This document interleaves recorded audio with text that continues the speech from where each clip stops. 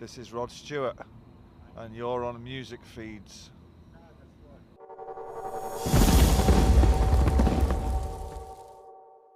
Now, let's get straight into it. Chasing Yesterday is 1 year old. Yes. Yes. Now looking back on the last year, how has that album sort of changed for you, or has it always stayed in the same way? Do you see it differently?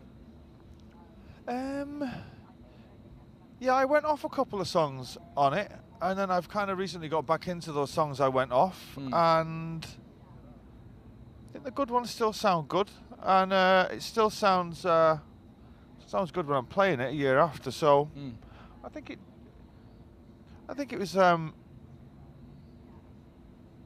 think it's done all right. You know, It's just done all right. Yeah, I mean, these things are hard to judge these days because nobody buys any records anymore. So it's like, well, they're certainly not buying any of mine. So it's hard to judge what successful albums are these days. But the people that come to my shows seem to like it. So what can I say? Has that changed your approach in any way when it comes to either writing or performing or touring? Well, yeah, I mean, I don't have a record deal anywhere in the world, so when I left Oasis I didn't re-sign a record deal, so I've kind of do my own thing, and everything that I do, so I license my records all the way around the world, so everything that I do now is done is done to a budget, which is shit really, because I mean, to be an independent artist, a worldwide independent artist, it's not cool. Not cool. There's not many private jets anymore. You know what I mean? There's not many limos. No. Everyone's traveling in a fucking shitty van. No. But saying that, it's a lot more noble, and it means I don't have to deal with people from major record labels who, as we all know, are fucking cocksuckers. I mean, when did you decide that you wanted to move away from the labels? What was the defining decision? Well, I think if you can afford to make your own records, then you should, because what's the point? You're just borrowing money off a record label. And, you know, the climate which the record business is in, nobody knows where it's going to end up, the music industry. And I can't have people younger than me telling me what to do. I fucking knife people for that, you know what I mean? So it's best if I'm not involved with them. Well, I mean, here you are answering my questions, so... But you're not telling me what to do. All right, mate, listen up. Now, I do want to read a quote that I saw you say with us a couple of months ago. Music has nosedived into fucking blandness, a sea of cheese. Now, who can you tell me in particular that has caused that, and who have you seen that is counteracting that argument? Well, if you think of the biggest... In the 90s, I don't know what's going on in the rest of the world. I don't really care either. I'm talking about in the UK. Yeah. In the 90s, the biggest records of the year would more often than not be by bands who wrote their own music, who played live. And now the biggest records of the year are by acts, in inverted commas, that don't write their own music and who you rarely play live. And to me that's not the word I'm looking for. It's not real, you know. It doesn't make any sense to me.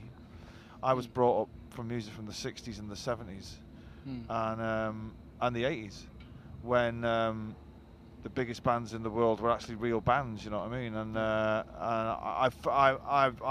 I struggle and fear for where we're going to be 10 years from now. If the biggest pop phenomenon of the last 10 years is Adele, where does it go from there? Well, as I was saying, just playing devil's advocate here, can you see that for musicians and singers and writers that aren't able to get their boost into the world, do you see that being writing for other musicians, putting them in the workplace, in the music industry, do you think that's a good thing in any way? Because I mean, every musician. Well, let's put it this way. We're living in an era where singer-songwriters don't even write their own fucking songs. Okay. So if you're having trouble writing a song, I mean, this is a radical fucking solution to this. You know what you should do? Is join a band. All right. But it's like, you know, you see most of the solo artists now have a team of songwriters behind them. And you know what? The songs aren't saying anything to anyone. Do you know what I mean? Not that I'm an advocate of songs having great, strong messages or anything like that. But it should come from the soul of the person who's performing it. Do you see anyone saving it at the moment in any way, shape, or form? Not new bands. No, I mean all the bands that we kind of still think are new, like Kasabian or the Arctic Monkeys and stuff like that. They're 10 years old now. So I'm struggling to think of a band that's come along in the last 5 years that have had any impact. I'm talking about bands here that play guitars. I imagine not the DMAs. I know I keep hearing about this band. I've heard of them. I haven't heard anything by them. They've not made a noise in England yet. So I don't know anything about them. But apparently they sound a bit like Oasis, and which clearly must mean they're fucking amazing. And like that turnaround. Yeah, and it's a wonder they haven't made an impact in England. But I keep hearing their name mentioned, particularly now I'm on tour in Australia. But I'd be interested to check them out though. Absolutely. You're not in them, are you? Maybe. No. Oh, you'll never know. Well, now I better let you go because you are performing tonight. Will we be seeing anything spectacular besides? I'm gonna do. As we're playing at a blues festival, and I am, of course, one of the foremost blues artists of my generation, I'm going to be doing a blues set tonight. Just 12-bar blues? No, it's a style of music that I made my own, which is 13-bar blues. Oh, wonderful. Yeah, which I'm not sure whether the crowd are ready for this, but this is radical shit that's going to go on tonight. Awesome. I'll be doing blues versions of all my classic songs. Good. So, you know, stick around. Stick around. All right. It could be shocking. Thank you very much for joining us, mate. It was a pleasure to have you here. Thank you very much.